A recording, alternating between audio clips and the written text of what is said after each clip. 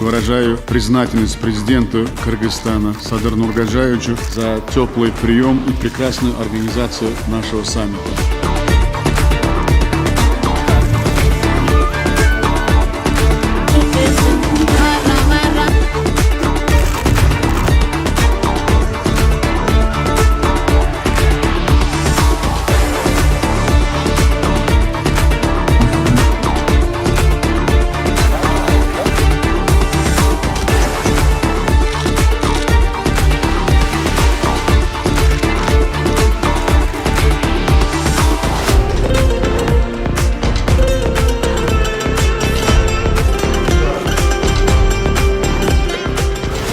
Благодаря налаженному диалогу в этом формате нам удалось укрепить отношения дружбы и добрососедства, создать в регионе совершенно новую атмосферу конструктивного сотрудничества.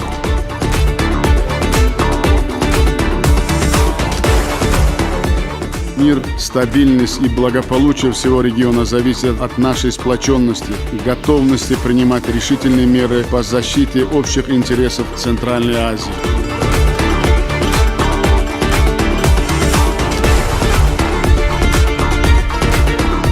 Результаты консультативной встречи послужат укреплению стратегического партнерства и доверия между нашими странами, дадут мощный импульс продвижения совместных программ и проектов практического взаимодействия.